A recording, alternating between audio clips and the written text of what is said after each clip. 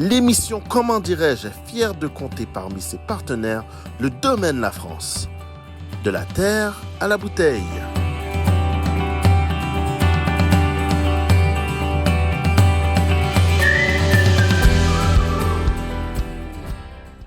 Vous suivez Group Station Canada, le chemin de l'information.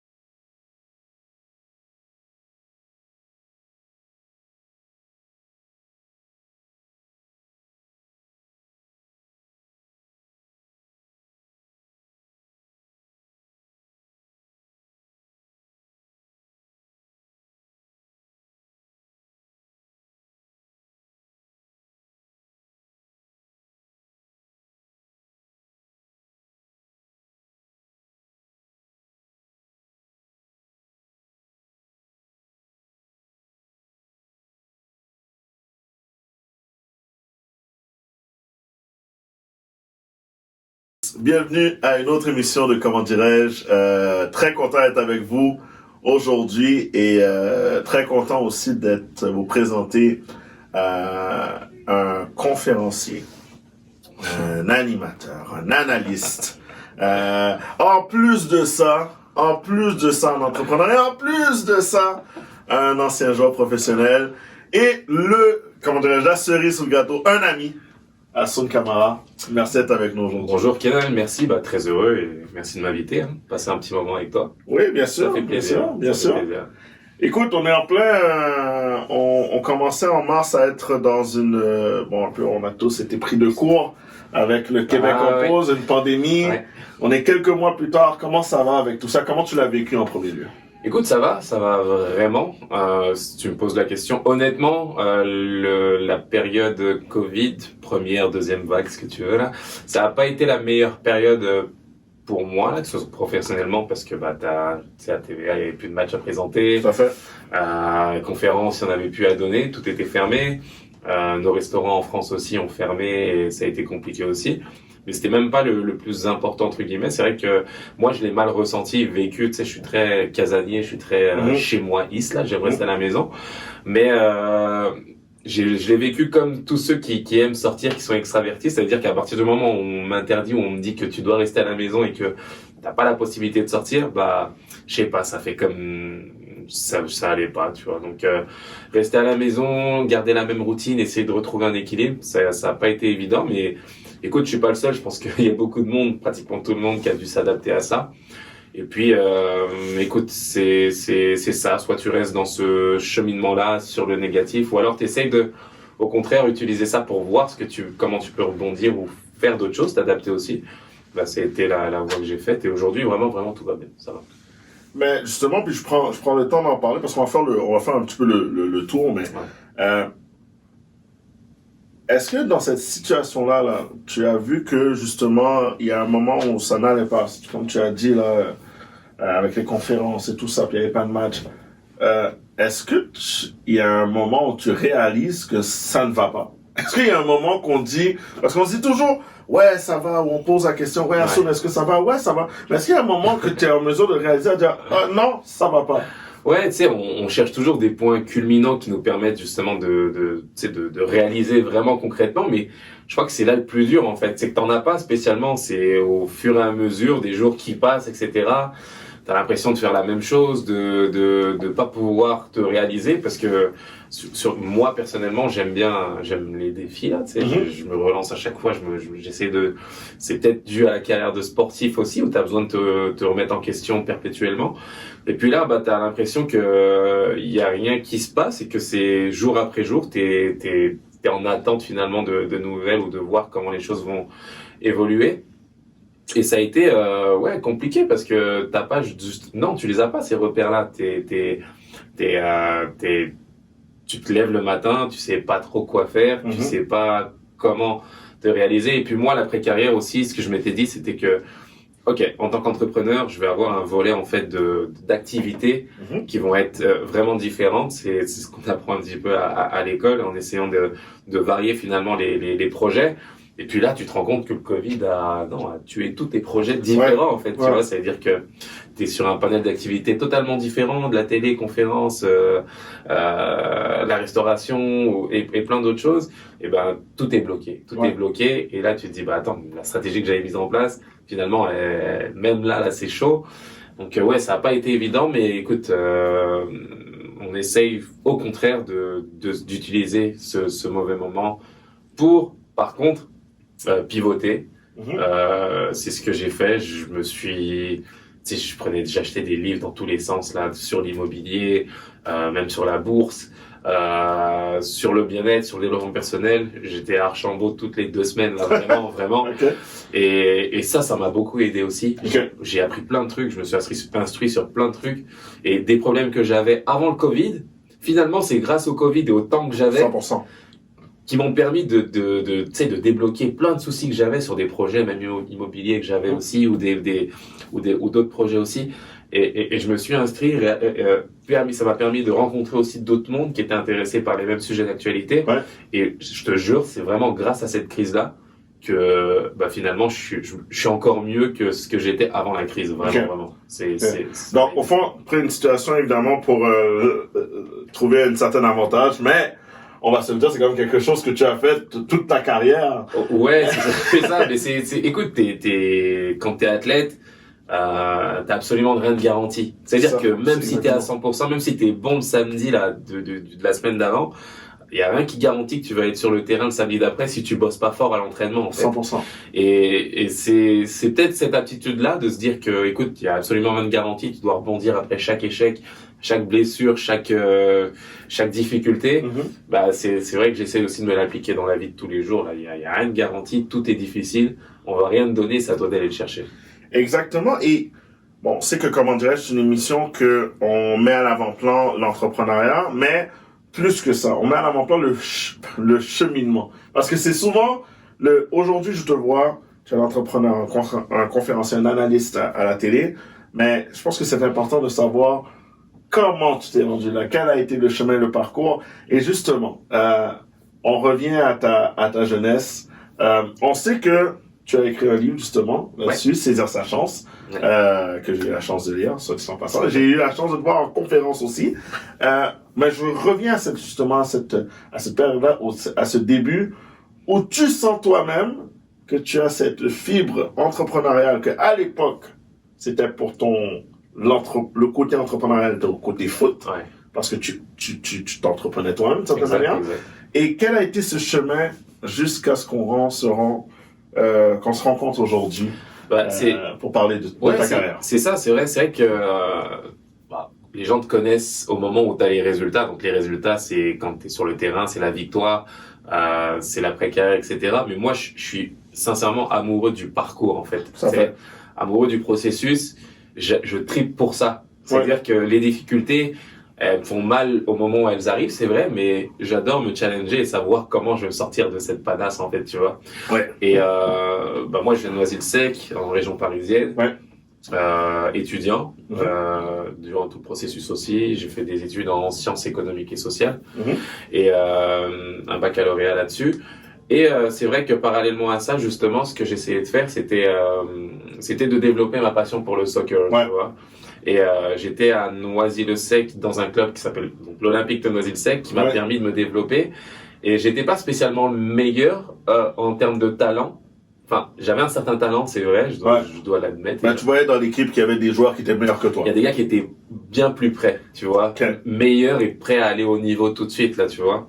Et ce qui a fait peut-être la différence, c'est le fait de venir m'entraîner tous les jours, tu sais, qu'il pleuve, qu'il neige. J'étais là, tu sais, et il y avait aucune certitude de devenir professionnel. Je sors souvent cette statistique où 3% des jeunes athlètes atteignent le statut de professionnel dans leur carrière. Quand t'es en académie de soccer, là, quand t'es dans un centre de formation. Moi, j'étais même pas là-dedans, si tu veux. J'avais pas d'académie du tout, là. J'étais un gars qui se levait, qui allait s'entraîner, jouer au foot, tu vois, à travers sa passion et le foot, et l'équipe dans laquelle je jouais. Et c'est vrai que, c'est cet amour du foot et de travailler sans rien attendre en retour, sans qu'on me garantisse que je vais trouver un club ou autre. Moi, j'adorais le processus, en fait. C'était dur, difficile, etc. Et puis, pour compléter le tout, tu sais, mon père m'accompagnait, mes parents, etc. Ils ont été formidables dans l'accompagnement de ma culture foot. Et mon père, tu sais, à 13 ans, il m'a amené dans les centres de formation, que ce soit Auxerre, Metz. Ok, il te supportait quand même à t'amener partout pour essayer. Partout, et tu sais, revenu modeste, là, d'une famille très modeste en région parisienne. Mais il m'emmenait, il croyait plus en moi, je crois, à l'époque, que moi-même, je croyais en moi. Okay. Tu vois? Et quand t'as ça, quand t'as ces valeurs-là et que t'as des gens qui t'entourent de cette façon, et je te le dis, là, tu sais, on a fait peut-être 20 centres de formation à l'essai, etc., mais zéro taux de réussite. Ils m'ont tous dit non, tu vois?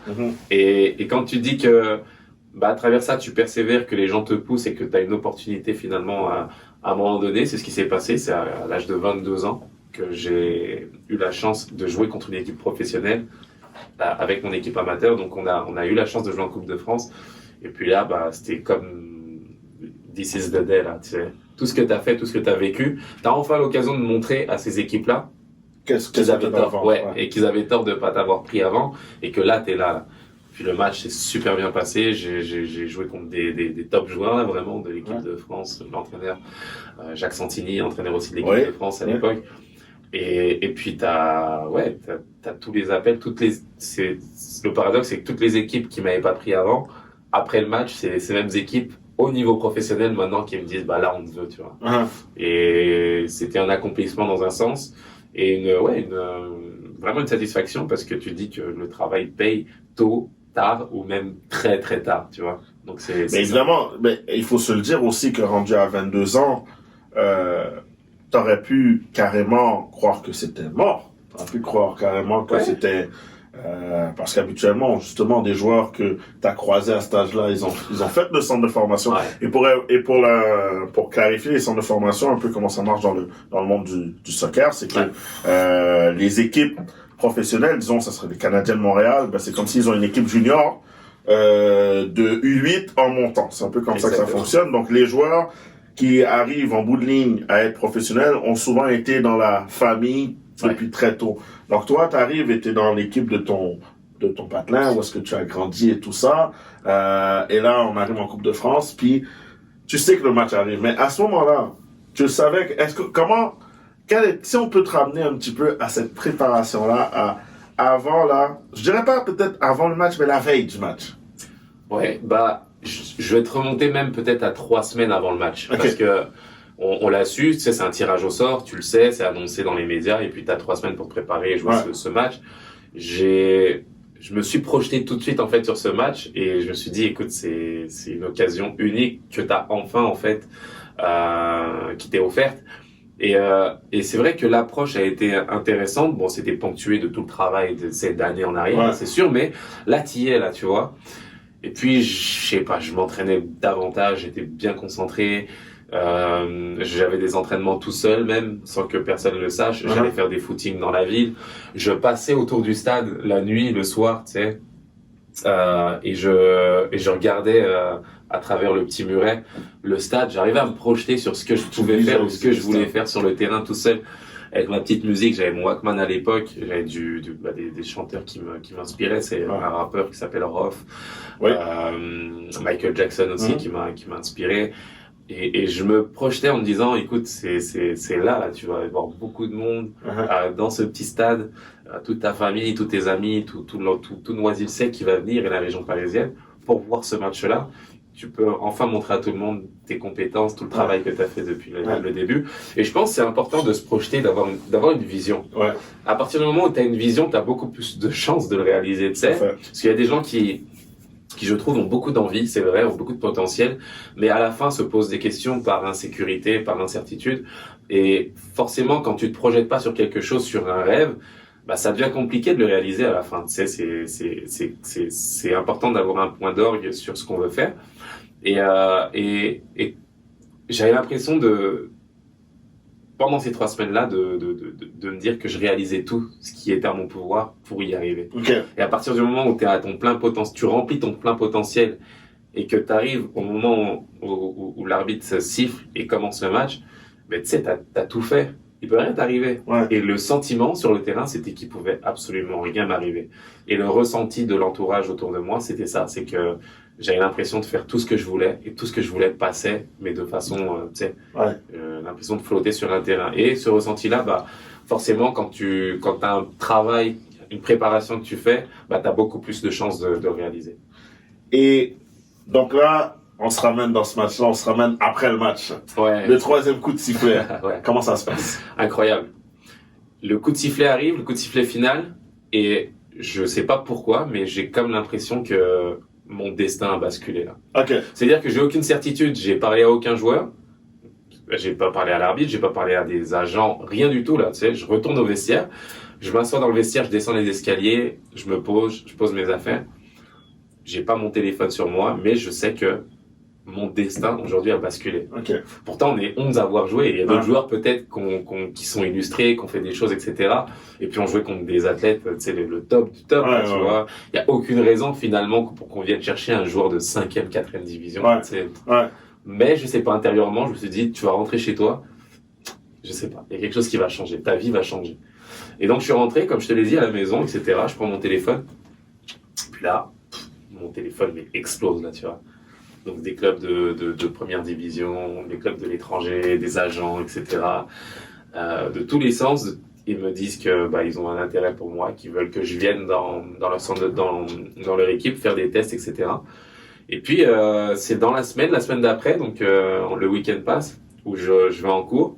Et puis j'arrive en cours d'anglais, je me souviens encore, avec Madame B que je salue. Et mon téléphone sonne en plein cours, tu vois. Et en bon élève, bien sûr, bah j'avais pas éteint mon téléphone. Je décroche et je dis juste oui, rappelle-moi à la fin, je suis en cours, je te rappelle, etc. Je sais même pas qui c'est. Je raccroche et je pars comme ça. Ça rappelle, ça laisse un message vocal sur mon téléphone. Et puis je sors de cours, je m'en vais me promener avec mes amis au centre commercial.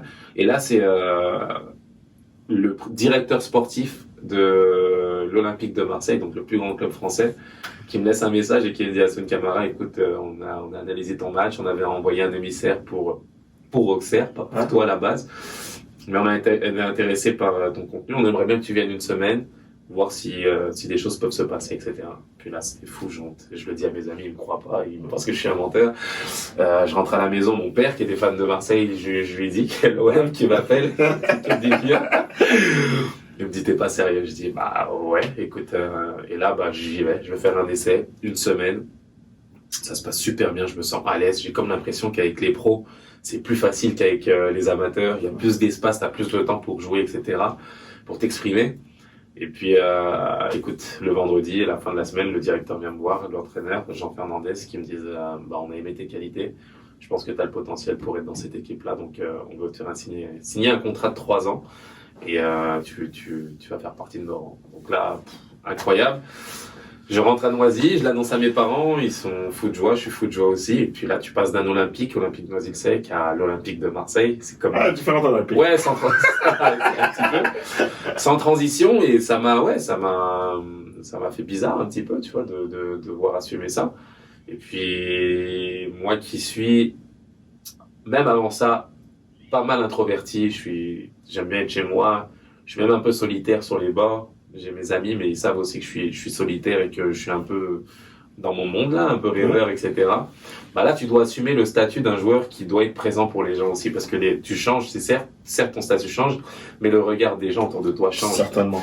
Et ça a été compliqué aussi pour moi, c'est humainement, de devoir assumer ça et de répondre présent pour tout le monde en fait, tout le temps. Tu vois, tu deviens un personnage public. Je signe, puis là, t'as beaucoup de monde qui vient d'un coup. Même des gens que tu connaissais pas spécialement à la base. Puis là, tout d'un coup, mon cousin, c'est mon ci, c'est mon ça. Ouais, c'est ça. Et tu dois assumer ça, Et j'ai une nature gentille dans un sens. Et tu dois être ce gars-là, en fait. Mais intérieurement, je suis pas ce gars-là. J'aime rester chez moi, aller à l'entraînement, rentrer chez moi, sortir de temps en temps, mais pas trop de sorties. Je voyais pas beaucoup de filles à l'époque. J'étais, tu sais, foot maison. On m'a toujours connu comme ça. Mais le rapport fait que tu es devenu footballeur et tu dois changer ta nature. Moi, ça a été peut-être un des aspects qui a été le plus compliqué, tu vois. J'aurais aimé rester, donc être ce joueur-là, mais garder cette nature-là. Mais bon, ça a été génial. J'ai pu partager plein de choses aussi, avoir du monde à la maison, faire partager des choses qui étaient un rêve aussi pour mon entourage, de profiter de certaines choses. Et moi, j'avais à cœur de leur partager aussi, de le faire partager. Et ça a été une aventure géniale sur le terrain, mais en dehors aussi, c'est sûr. Et là, bon, parce que bon, il y a ta conférence, donc on ne peut pas nécessairement rentrer carrément dans tout, mais bon, suite à Marseille, tu as quand même eu un certain parcours avant de se rendre dans le froid à Montréal. Le très froid, moins 38 degrés, moi je me rappelle. Mon arrivée à Youl, là, c'était incroyable. Je me dis, mais où est-ce qu'il joue au foot ici, c'est pas possible. Mais avant ça, oui, c'est vrai, tu vois, donc Marseille, ça se passe, j'allais dire plus ou moins bien, c'est un gros club, starifié, et le regret que j'ai, on me pose souvent la question, est-ce que tu as un regret dans ta carrière? J'en ai pas spécialement, je pense que tout m'a servi en fait, et les épreuves que j'ai vécues m'ont servi aussi. Mais c'est vrai que je suis resté dans le vestiaire avec ma petite nature de joueur amateur de Noisy-le-Sec en fait. C'est-à-dire entouré de stars, Franck Ribéry, Samir Nasri, Djibril Cissé, des joueurs de l'équipe de France, tu vois. Et toi, t'es là, tu dois assumer un nouveau statut que t'as. Ouais. Donc, sur le terrain, je l'assumais, ça se passait vraiment bien à l'entraînement, etc. Et puis, l'entraîneur, tu sais, était vraiment content des performances, m'a lancé même au début. J'ai joué contre Montpellier, j'ai joué contre le Bayern de Munich. Ouais. J'ai fait des matchs vraiment intéressants.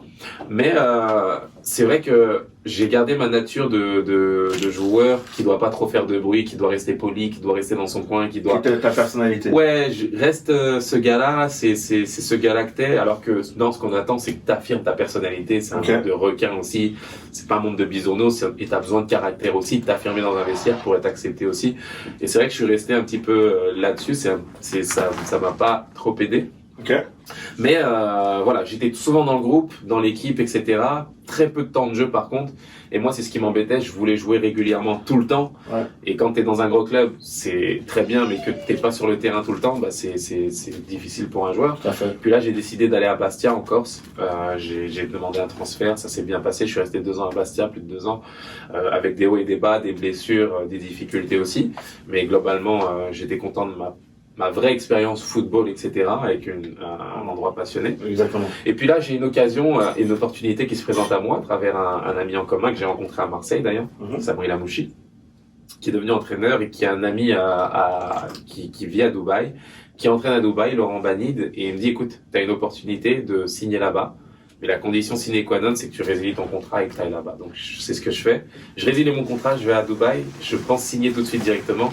Et finalement, je reste 3 semaines à l'essai.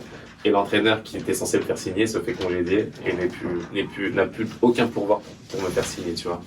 Donc, ça se passe comme ça, difficile. Et je retourne à la case départ, finalement. Okay. Je retourne à Noisy-le-Sec, d'où je viens. Je rentre chez mes parents. Je dors avec mon petit frère. Donc, tu vas à Dubaï. Ouais. Ben, évidemment, Dubaï est une opportunité. On sait que ça va probablement être une entente qui va être relativement lucrative. Exactement. Définir le reste de ta carrière d'une certaine manière. Aussi. Et là, ça se passe pas. Ouais. Le retour à la case départ. Exact. On retourne à la maison. Et puis là, la chance que tu as, c'est d'avoir des parents et des frères et sœurs, et quelques amis aussi qui t'appuient et qui te laissent pas tomber parce que moralement c'est dur là, tu sais, tu fais les montagnes russes, ça veut dire que tu pars de Noisy-le-Sec, tu connais le très haut niveau, et puis là tu retournes à la case départ, c'est difficile parce que il y a beaucoup de gens qui te critiquent aussi, il y a des gens qui disent que forcément il a pas le niveau, il est pas bon, etc. Voilà. mais c'est quelque part une façon pour eux aussi de se rassurer un petit peu, tu vois, sans aucune méchanceté. Et ouais, ça a été compliqué, ça a été très compliqué. Là encore, moralement, comment tu fais? Est-ce que tu t'accroches à ton rêve de devenir footballeur? Est-ce que tu écoutes aussi certains de ton entourage qui te disent que il faut peut-être arrêter et passer par commencer à travailler comme tout le monde, aller trouver un emploi et te dire que ton rêve est fini? Mais il faut dire que t'avais quand même été à l'école aussi, donc t'avais quand même un bagage. ce bagage-là, si ça ne fonctionnait pas. Ouais, mais à la fin, toi, tu rêves de foot, tu vois, Tout à de fait. carrière, etc. Et te dire que j'ai envie de jouer jusqu'à 35 ans, là, tu vois.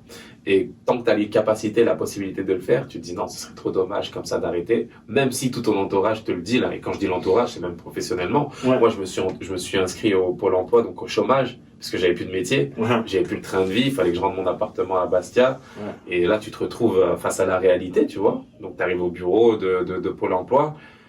Bonjour madame, bonjour monsieur, comment puis-je vous aider? Bah, je sais pas en fait. Et elle te le dit, je sais pas. Les seuls métiers que j'ai pour toi, c'est manutentionnaire, des métiers d'immobilier, est-ce que c'est des métiers classiques, des footballeurs? Non, il y a rien pour toi ici, tu vois. Et c'est la réalité, la dure réalité. Mais à la fin, j'ai quand même eu la chance de trouver une structure qui m'appuie et qui réunissait en fait tous les joueurs sans contrat de France en fait. C'est-à-dire que si tu voulais intégrer cette équipe-là, garder la forme et espérer rebondir, trouver une autre opportunité, bah eux t'offraient une structure, l'UNFP, pour grandir et le faire. Et ça a été le cas pour moi. l'UNFP nous donnait la structure justement pour s'entraîner. Et c'est en s'appuyant là-dessus que j'ai pu garder la forme et obtenir un essai à Chypre par la suite, par l'intermédiaire d'un agent qui m'a trouvé cette voie, cette issue. Puis je me suis dit, ok, tu fais Chypre, pourquoi pas rejoindre la Grèce après par la suite ou l'Angleterre ou autre. Ok, donc tu avais fait une tournée en fait. Exact, c'était l'idée. Et ça s'est bien passé, vraiment bien. L'entraîneur, donc à la fin de la semaine d'essai, me confirme, me dit, ok, Assoun, j'ai bien aimé. On te prend, on te fait signer un contrat de 2 ans, etc. Puis là, je suis super content. J'appelle mon père, je monte dans la chambre, j'appelle mon père et je lui dis, écoute, j'ai trouvé, ça y est, c'est fait, ils sont d'accord, etc. Mon père super content, tu sais, il criait de joie, je l'entendais et tout, c'était fou. Et puis, peut-être 30 minutes après, là, c'est le directeur sportif qui m'appelle et qui me demande de descendre dans le lobby de l'hôtel. Puis là, je me dis, ok, ils vont vite pour signer les contrats, ça va vite ici. Je suis content, je descends, etc. Tranquille, il n'y a pas de problème. Et puis là, ce qu'il me dit, c'est que, écoute, finalement, c'est pas toi qu'on va prendre, c'est un autre joueur. Le président a décidé de signer un autre joueur. Je sais que l'entraîneur t'a dit ça, mais si je viens, c'est pour te dire ça. Et malheureusement, ça peut pas se faire. Mais vraiment, là, littéralement. Puis là, monter dans ta chambre, prendre le téléphone de la chambre et appeler ton père pour lui dire que finalement, bah non. Alors qu'il venait de fêter ça il y a 30 minutes, c'était compliqué. Et puis en tant qu'adulte, ça a été peut-être je crois la première fois que j'ai pleuré, là, littéralement en tant qu'adulte. J'arrive même pas à lui parler, je pose le téléphone, puis il entend mes larmes.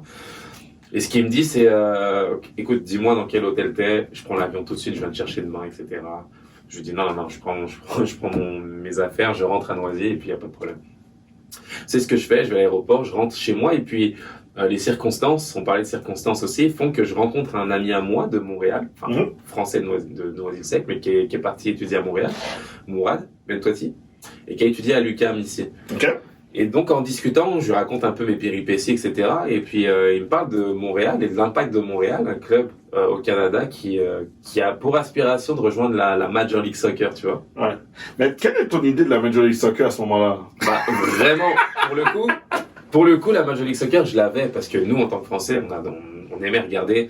T'avais des joueurs comme David Beckham, Thierry Henry par la suite, mais des gros joueurs qui y allaient et qui donnaient ce rêve finalement américain de venir jouer en Amérique tout en jouant au soccer. Tu sais, mais à l'époque, tu vois pas tous ces joueurs-là. C'est vraiment, est-ce que c'est plus le rêve américain que la MLS ou la MLS qui va ensuite devenir vraiment la MLS, puis le rêve américain dans un sens, mais vraiment la MLS. Il y avait des joueurs, tu sais, quand t'es dans le monde du soccer, tu vois des joueurs comme Sébastien Letou, par exemple, qui est pas très connu mondialement, mais nous, en tant que Français, on le connaît, on savait ce qu'il avait fait, et puis c'était un des pionniers, justement, qui a été joué là-bas, et puis on regardait des reportages sur Canal+, il faisait des reportages sur lui, et c'était extraordinaire, ça donnait vraiment envie, tu vois, et je me souviens de reportages que je voyais avant de venir, je disais, c'est pas mal ce truc, etc., tu vois. Puis c'est ça, je rentre à la maison, je m'inspire de ce que mon ami me dit, je regarde un petit peu sur le site internet, l'impact Montréal, Canada, et puis je me dis, écoute, ça a l'air pas mal là, dans l'idée, de rejoindre par la suite peut-être la Major League Soccer. Et puis là, écoute, j'essaie de contacter un agent que lui m'a présenté. Ça se passe mal finalement, on n'arrive pas à conclure le truc, mais je sais que l'Impact organisait un essai en fait pour des joueurs qui voulaient peut-être venir intégrer l'équipe. Et puis là, ce que je fais, c'est vraiment littéralement, je prends un billet d'avion sans connaître le Canada, sans connaître personne. Je prends un billet d'avion et je m'en viens au Canada. On est quel mois là? Comme ça là, un peu avant, janvier, la mi-janvier, début février. Ah, mi-janvier. Ouais, très froid. On parle de noisette sec. Ouais. La chaleur quand même, ça va. Ça va. Et là, t'arrives comme ça et t'arrives sans transition, hein, moins 38 degrés. Je t'ai dit, là, j'ai fait un remix de Rasta Rocket. Je sais pas comment vous l'appelez ce film là, des Jamaïcains qui arrivent là. Un bobsleigh. En France, on l'appelle Rasta Rocket. Ouais. Mais c'était un peu ça, tu sais, t'arrives, j'étais avec ma petite veste, moins 38, je dis mais c'est où est-ce qu'ils jouent au foot ici? C'est pas possible. Tu peux pas jouer au foot dehors comme ça.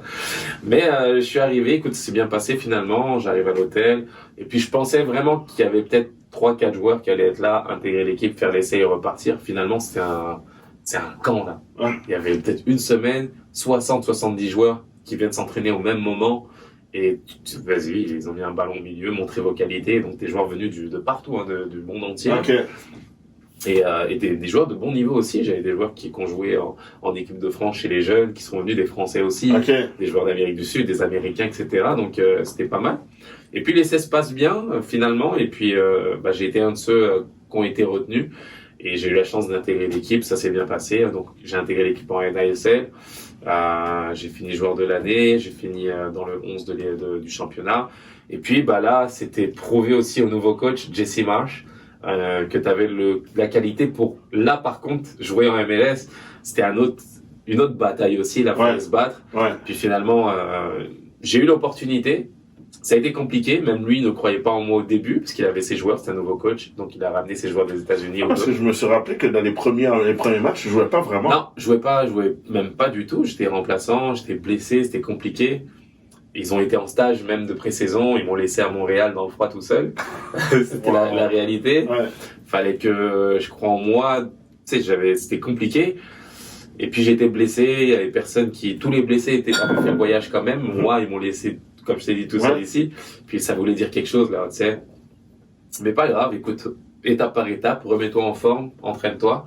Et puis, il y a eu l'opportunité, là encore, on parle d'opportunité, mais sur le courant de la saison, on enchaînait 3 matchs et ils voulaient reposer l'équipe sur le match du milieu contre la meilleure équipe de la ligue. Tu vois. Et on jouait à l'extérieur, donc pour lui, on allait perdre, fallait reposer les gars pour jouer le match d'après. Et puis là, il met dans l'équipe, et puis je fais un super match. Donc, premier match comme ça, et puis là, notre rapport a changé. Okay. Et comme quoi, ce que je dis, c'est que souvent, c'est un peu l'adversité que tout le monde vit, tu sais. C'est pas tout de suite qu'un employeur va croire en toi, ou qu'un chef d'équipe va croire en toi. Faut que tu saisir ta chance.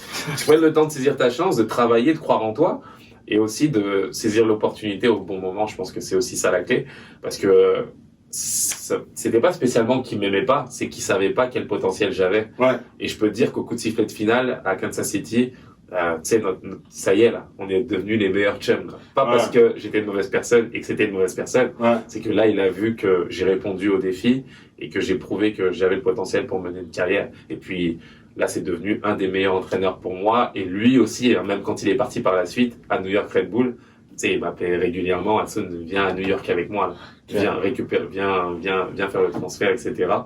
Et puis ça a commencé comme ça. Mais ça, c'est bien que tu apportes ce point-là, parce que souvent, il y a certains, dans certaines situations, qui vont rester aigris. Ouais. D'une situation comme ça, du fait que, et justement, j'ai aimé la manière que tu l'as apporté, le fait que c'est pas une mauvaise personne, tu n'es pas une mauvaise personne, c'est juste qu'il ne connaissait pas ton potentiel. Ouais. Et combien de fois ça arrive dans des situations, justement, dans une business, dans une entreprise, que la personne ne te connaît pas, tu ne la connais pas, mais quand elle voit, ben là, elle va te parler différemment. Ouais. Mais en bout de ligne, toi, tu es encore aigri de la situation, donc finalement, la chose se passe pas et finalement, on est dans de mauvaises dispositions. Écoute, pour moi, on est en 2020 aujourd'hui. Pour moi, le meilleur atout pour performer, pour être le meilleur entrepreneur, le meilleur joueur ou ce que tu veux, c'est ce qu'on appelle les soft skills, c'est vraiment les compétences humaines. Ouais. T'as du potentiel, t'as des choses des fois, et un entourage, un environnement dans lequel tu vis et qui est difficile. Il y a beaucoup de docilité, il y a beaucoup de choses à prouver, etc. Mais tu sais, ton potentiel, des fois, t'as l'impression que tout le monde est au courant que t'as ce potentiel-là. Ouais. Mais il y a que toi qui le sais. Ouais. Et c'est vrai que la difficulté aussi, c'est d'avoir le recul nécessaire et de se dire que est-ce que j'en ai fait assez pour montrer ce que j'étais capable de faire, au lieu d'attendre des autres et de dire mais attends, mais c'est à eux de voir que j'ai fait ça, j'ai fait ça, ou que j'ai le potentiel de faire ça. Peut-être qu'on devrait inverser les choses et d'avoir cette qualité humaine, tu sais, j'allais dire de maturité ou comment on appelle ça? Transposer, de transmettre. Ouais, d'humilité, voilà. Okay. C'est le terme que je cherchais. D'humilité, de se dire, écoute, est-ce que je suis capable de faire abstraction de tout ça et de travailler sur moi-même et au lieu d'attendre des choses de l'autre, est-ce que je suis capable de me poser la question et de me dire, est-ce que j'ai tout fait, réellement tout fait pour arriver à ça? Parce qu'avant ça, moi, il me laisse à Montréal. J'aurais pu péter les plombs et me dire, je rentre chez moi, là, tu sais. Il compte pas sur moi, l'entraîneur, il me laisse à Montréal, comment ça, etc. Et j'aurais le droit de le faire. Ouais. Ou alors, est-ce que tu choisis de te dire, non, je vais travailler fort. Et c'est sûr et certain qu'à la demi-opportunité, là. Et je te dis, c'était une demi-opportunité parce que cette équipe-là, elle était redoutable à l'époque. Et c'était, tu sais, les pronostics, là, c'est impossible qu'on gagne là-bas. Ouais.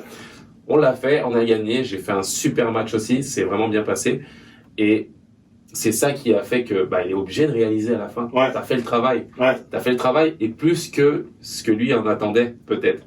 Et à partir de là, tu changes les choses, tu changes le rapport humain de l'autre et tu crées une relation non seulement de travail, mais humaine parce qu'il t'a challengé. Il t'a challengé, t'as répondu au truc et t'as pu t'en sortir et avancer à travers ça.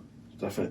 Et là, ce qui arrive, c'est que t'as pu avoir une très belle carrière à Montréal.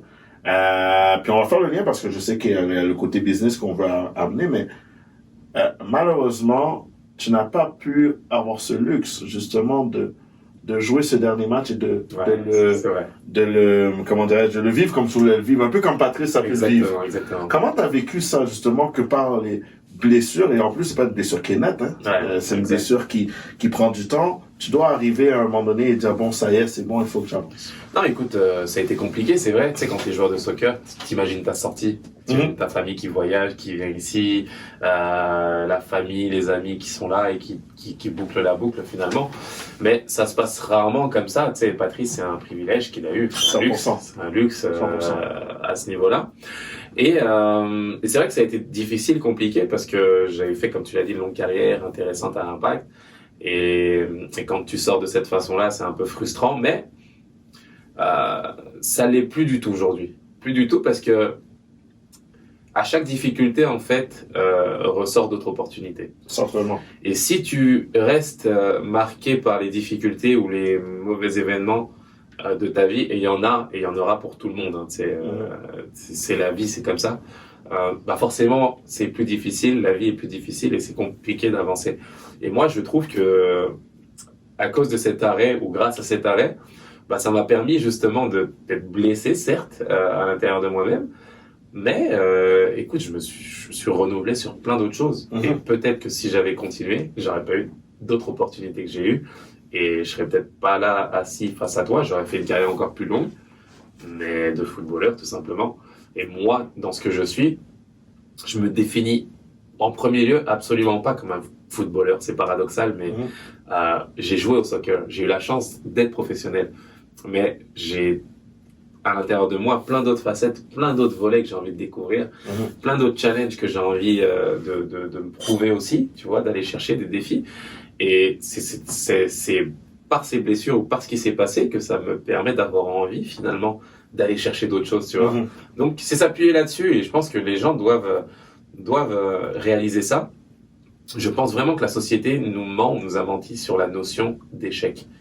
C'est-à-dire que les gens pensent que les difficultés et les échecs doivent être cachés, doivent être vécus d'une certaine façon, que la réalisation ultime, c'est d'avoir une belle maison, d'avoir une grosse voiture, d'avoir un travail à plein temps, d'avoir une famille, de jamais se séparer, etc., ou vivre justement ces difficultés-là. Alors que beaucoup de gens ont ce statut et cette vie-là, mais à l'intérieur, c'est l'après-guerre. Ils sont absolument pas heureux et ils ont répondu à ce qu'on attendait en fait en termes de réussite ou d'échec. De standard, tu vois, de standard qu'on t'applique. Alors ça leur correspondait peut-être pas du tout, tu vois. Et je pense que c'est important finalement de prendre de la hauteur là-dessus et de se dire que de vivre la vie en fonction de ce qu'on fait, de se dire que tomber, c'est pas, ça va arriver en fait, c'est pas gravissime. Ce qui est grave, c'est de rester sur la chute ou la difficulté. Quand je suis tombé au chômage, j'aurais pu quitter, abandonner. J'ai été blessé plein de fois, j'aurais pu abandonner. Il y a plein d'entraîneurs qui sont venus par la suite, qui comptaient peut-être pas sur moi au début, mais tu dois te relever, lui prouver encore que t'es là. Les blessures, c'est pareil. Donc, il faut apprendre justement de ça et de se dire que ça fait partie du processus et du bagage finalement. Tu peux pas avoir la réussite sans les échecs, ça n'existe pas. Tu peux pas avoir une médaille sans le revers de la médaille. Tu peux pas avoir un décor sans l'envers du décor. Et je pense que c'est important de réaliser ça et de prendre tout le package. Tu peux pas arriver et décider de ce que tu veux faire. Certainement. Tu veux manger?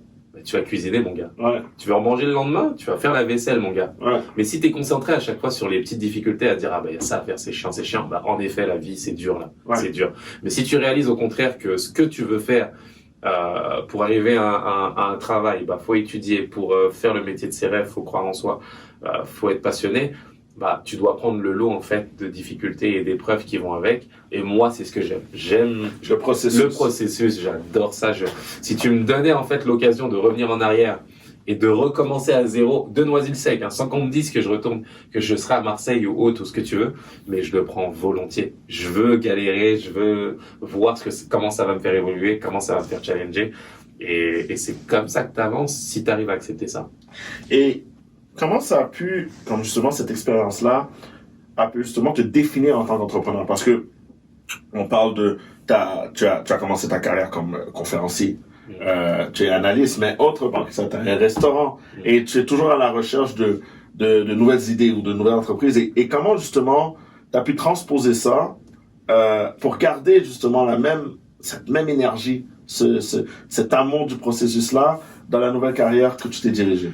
Bah, c'est la continuité dans d'autres projets. En fait, on a une vie. Enfin, vous découvrez rien. Il y a pas de quelle phrase. Mais ce que je veux dire, c'est que j'ai envie de la vivre à fond en fait, et me dire qu'à 70, je sais pas combien de temps je vais vivre, j'en sais rien, mais de me dire que quand c'est fini ou que ça s'approche de la fin, tu sais, je me retourne en arrière. Bah, j'ai vécu ça en fait. J'ai rêvé d'être toujours professionnel, je l'ai fait. C'est incroyable. J'ai voyagé, j'ai rêvé d'écrire un livre, je l'ai fait. On m'a proposé d'avoir un ghostwriter justement qui viendrait prendre tes notes et écrire par la suite. J'ai dit non. Je veux rentrer chez moi, je veux écrire moi-même, me dire que ouais, j'ai été auteur, tu vois. La création ou le projet de restaurant, le faire, voir ce que c'est d'avoir des restaurants à Paris. C'est génial. Donner des conférences, pareil. Et je veux me retourner et me dire que bah écoute. T'as fait ce que tu voulais, là, tu sais, t'as fait de la télé aussi, t'as analysé des matchs, t'as commenté des matchs de l'Impact, de Coupe du Monde, de tout ce que tu veux. Et c'est un peu l'adage et les mots que j'ai envie de donner aux entrepreneurs, c'est-à-dire que vivez en fonction de ce que vous voulez faire et non pas de ce qu'on vous incite à faire. Et je parle même de l'entourage proche. Ça veut dire que souvent, même tes plus proches là, des gens qui t'aiment vraiment là, et vraiment tes parents, ta famille, etc., vont t'inciter à faire un métier ou à choisir une voie en fonction de ce que eux ressentent et même en fonction de leur propre peur. Ça veut dire que tu vas vouloir être, je sais pas, joueur de soccer par exemple. Non, fais-le pas, c'est trop compliqué, il y a des blessures, il y a très peu d'élus, très peu de chances d'y arriver. C'est une réalité, c'est vrai. Mais sauf que c'est la projection de leur propre peur qui vous renvoie à vous, en fait, tu vois. Et ça leur fait peur de vous voir souffrir aussi. Certainement. Tu vois. Et c'est aux gens, finalement, de s'émanciper, de choisir et de se dire que non, si je le ressens, et si c'est ce que je dois faire aujourd'hui, je dois le faire. Tu sais, quand t'as 20 ans, et t'as le droit de louper à 20 ans, jusqu'à 40 ans même, mais loupe tous les jours, en fait. Je te souhaite de louper pour avoir justement le maximum d'expérience et de te réaliser par la suite. Et je pense que c'est important d'avoir ça parce que, tu sais, tu vas être mon père, tu vas me donner un conseil aujourd'hui, à 20 ans, tu vas être le même dans 20 ans à me dire, Assoun, mon fils, heureusement que tu m'as pas écouté il y a 20 ans, je te disais Certainement. tellement de conneries, 100%. j'avais tellement peur pour toi, que je suis content de te voir réaliser, et c'est ces mêmes personnes qui vont être contentes pour toi. 100%. Donc je pense que c'est important d'avoir du recul nécessaire un recul sur les choses, et de se dire qu'il faut suivre sa voie, et que l'échec, les difficultés, elles font partie du processus. Certainement. Tant pour mieux te relever, tant pour avoir plus d'expérience. Et tu sais, il n'y a pas de honte à se louper, là. Il n'y a pas de honte, c'est aussi ça. C'est qu'on est en 2020, il y a les réseaux sociaux. Tout le monde, il est beau, tout le monde, il est content, tout le monde, il est heureux, tout le monde a une vie magnifique. Sauf que le lot, on devrait faire un réseau social des difficultés aussi. Ouais, qui de vont la avec, vraie vie. de la vraie vie, tu sais. Et je pense que ce serait tout aussi intéressant et tout aussi inspirant, Tout à fait. vraiment, là, 100%. de parler finalement Les difficultés. des difficultés, des défis, échecs, des des défis, des challenges, comment je me suis relevé, et d'inspirer tout aussi les gens. Et je pense que la frustration serait moins grande, parce que pour moi, c'est le plus grand fléau, en fait, de faire paraître une vie extraordinaire, alors que quand on rentre à la maison, c'est l'après-guerre et qu'on se compare à ce que les autres font. La vérité. C'est difficile. La vérité. Normalement, j'aime toujours poser la question à revenir dans le passé pour savoir qu'est-ce qu'on ferait de différent. Ouais. Mais j'ai pu comprendre avec toi, puis ça revient chercher beaucoup ma mentalité, qu'il faut aimer le processus. Donc, tout ce que tu as fait dans le passé a constitué la boîte à outils qui a fait en sorte qu'il est devenu ton succès. Donc, ton propre succès. Qui serait pas mon succès à moi, qui serait pas mais ton propre succès. Et maintenant, si on se projette, parce que ma deuxième question que je pose toujours, c'est Assoun Camara, dans 10 ans, il est où? Qu'est-ce qu'il fait? C'est une bonne question. C'est une bonne question. C'est sûr qu'on se projette, bien sûr. L'idée, c'est de voir grandir mes enfants, d'évoluer. Donc ça, c'est la base absolue. Mais ce que j'aime aussi, c'est que j'en sais rien. J'en sais rien. J'en sais rien. J'aime découvrir les choses. Je suis curieux de nature. J'aime l'art, j'aime la culture, j'aime le sport, j'aime la politique, j'aime l'actualité. Il y a énormément de choses pour lesquelles je serais peut-être amené à faire. On m'a même parlé de politique, savoir si c'est quelque chose qui m'intéressait. Aujourd'hui, non, mais je sais pas ce qui se passera dans 10 ans. Je n'en sais rien. Je n'en sais rien. Et c'est ce qui m'anime aussi, tu vois, de me dire que je vais me challenger, me renouveler, découvrir des choses. Mais une chose est sûre, c'est que je vais suivre ce que je ressens et ce que j'ai vraiment envie de faire. Je serai jamais à la merci de projets et dépendant finalement de projets. Le jour où je veux quitter, où je sens que c'est le moment de quitter ou de passer à autre chose ou de découvrir d'autres projets, je sais que je le ferai, peu importe ce qu'on me dira ou ce qu'on ressentira. Et ce que j'aime dans ma vie, dans un sens qui est compliqué en tant qu'entrepreneur aussi, c'est que j'ai absolument rien de garanti. C'est-à-dire que demain matin, si je décide de rester à la maison et de rien faire, ben j'ai plus rien là. Tu sais, j'ai pas de travail garanti, j'ai pas de carrière garantie. Tout dépend de ce que je fais en me levant le matin le lendemain. 100%. Tout dépend de la qualité finalement du travail que je vais fournir, de la pertinence des mots, de l'expérience que j'ai.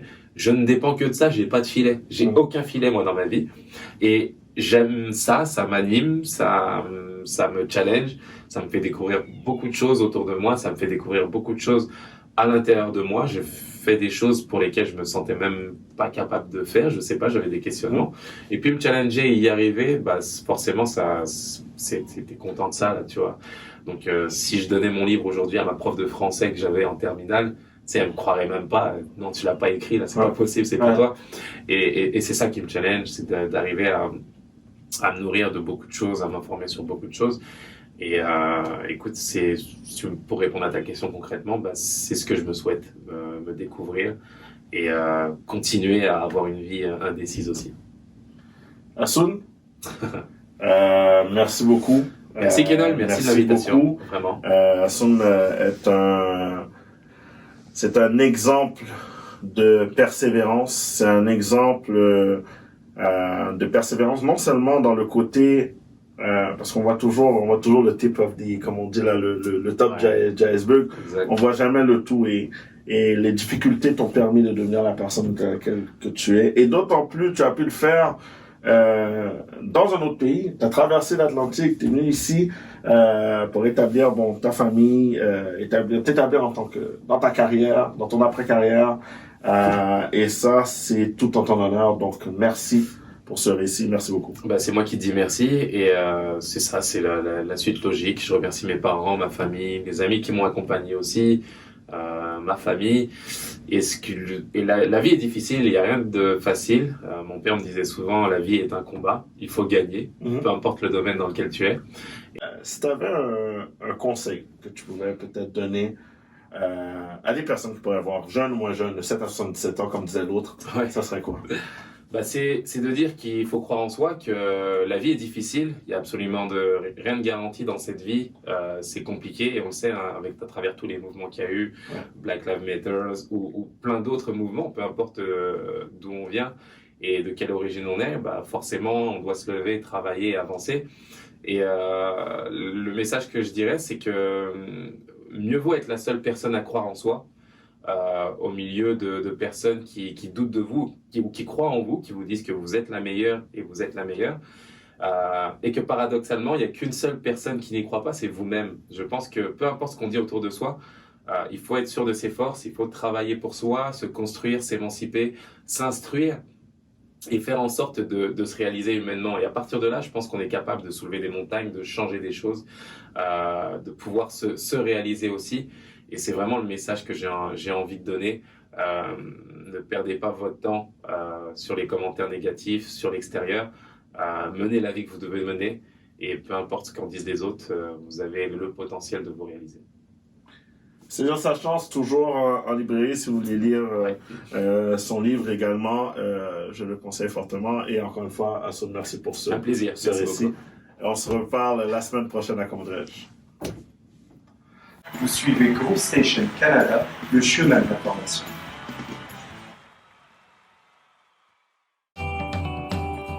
L'émission Comment dirais-je est fière de compter parmi ses partenaires le Domaine La France. De la terre à la bouteille.